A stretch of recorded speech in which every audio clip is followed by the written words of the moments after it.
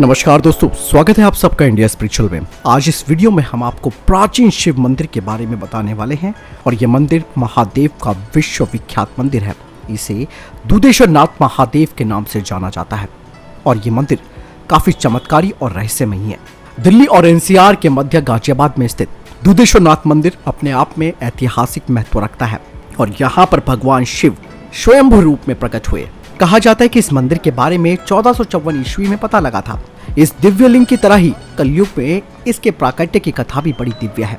अभी दुधेश्वरनाथ मठ मंदिर के 16वें पीठाधीश श्री महंत नारायण गिरी जी हैं। दोस्तों, भगवान दुधेश्वरनाथ अपने जिस भक्त पर अति प्रसन्न होते हैं उसे स्वर्ण यानी कि सोना प्रचुर मात्रा में मिलता है।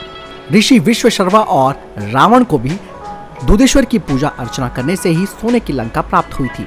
इतिहास गवाह है कि भगवान दुधेश्वर की कृपा और मठ के सिद्ध संत महंतों के निर्मल आशीर्वाद से लाखों लोगों के कष्ट दूर हो रहे हैं और ये सिलसिला त्रेता युग से आज तक निरंतर जारी है।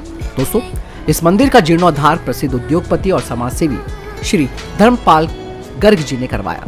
इस मंदिर के इतिहास को लेकर कई रोचक कहानियां भी मौजूद हैं। दोस्तों, पुराणों में वर्णित हरनंदी यानी कि हिंडन नदी आज भी यहाँ पर बहती है। निकटवर्ती गांव कैला की गायों को चरवाहा टीले पर चराने के लिए यहाँ पर लाते थे। गायों को चराने के लिए छोड़कर ग्वाले पेड़ के नीचे विश्राम करते थे। टीले के निकट ही एक तालाब था, उसमें गाय जल पिया करती थी। जब गाय टीले के एक विशेष स्थान पर पहुंचती थी तो उनके थनों से अपने आप ही दूध टपकने लगता था। ये बड़ी विचित्र बात थी जिसकी तरफ ग्वालों का कभी ध्यान गया ही नहीं, लेकिन कभी न कभी तो किसी का ध्यान यहाँ पर जाना ही था। आपको बता दें कि शाम के समय में गाय जब अपने अपने मालिकों के घर पहुंचती थी और उनका जब दूध निकाला जाता था तो उनमें से कुछ गायें ऐसी थी जो दूध नहीं देती थी या फिर बहुत कम दूध देती थी। और जब किसी न किसी गाय के साथ ऐसा होने लगा तो ये बात चर्चाओं का विषय बन गया। चर्चा में सबसे पहली बात ये आई कि ये काम चरवाहों का हो सकता है, शायद वो गायों का दूध चुरा देते हो, लेकिन कोई भी ये बात मानने को तैयार नहीं था। लगातार चर्चा होने लगी और उसके बाद निर्णय लिया गया कि चरवाहे ही गायों का दूध निकाल कर पी जा रहे हैं, इसीलिए अब उन्हें धमकाया जाए ताकि वे ऐसी हरकत ना करें।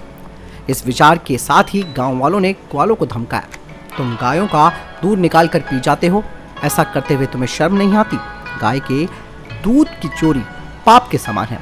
तो ग्वालों ने कहा कि हम कसम खाकर कहते हैं कि गायों का एक भी बूंद दूध हमने नहीं पिया और हम पर ऐसा लालछन ना लगाओ, हम निर्दोष हैं। नाराज गांव वालों ने कहा कि अगर तुम निर्दोष हो तो तुम अपने आप को साबित करो और ये बताओ कि दूध कहाँ चला जाता है, और ये जिम्मेदारी अब तुम्हारी खुद की होगी और खुद को आपको निर्दोष साबित करना होगा। और चरवाहों को भी काफी परेशानी होने लगी कि आखिर ये हो क्या रहा है।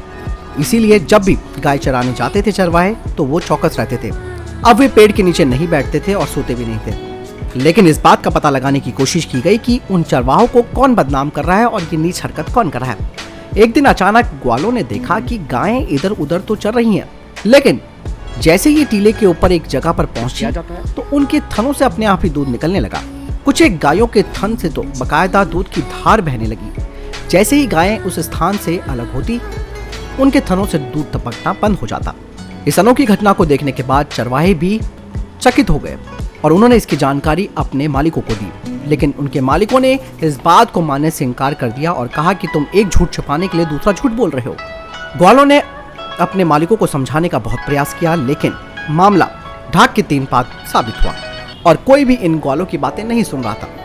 अंत में काफी बहस हुई और इसके बाद कहा गया कि गाय के मालिक भी ग्वालों के साथ जाएंगे और इस घटना को खुद से देखेंगे।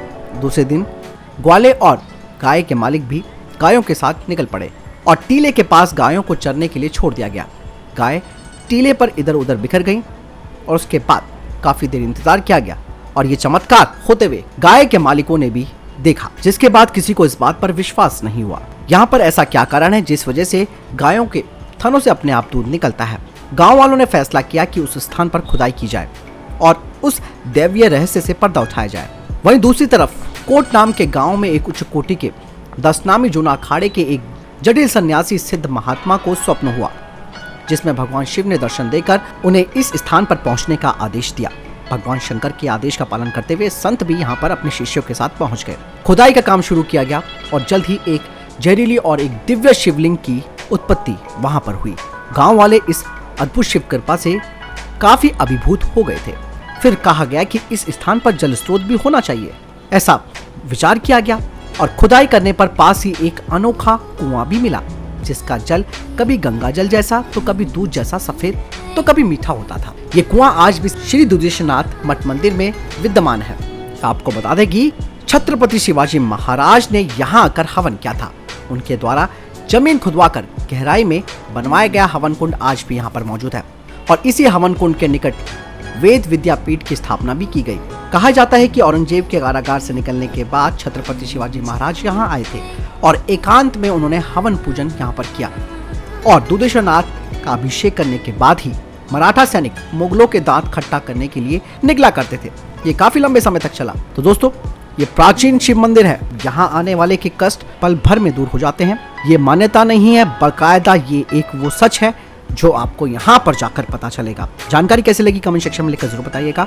वीडियो को लाइक और शेयर जरूर कीजिएगा और चैनल सब्सक्राइब करना ना भूलिएगा। नमस्कार।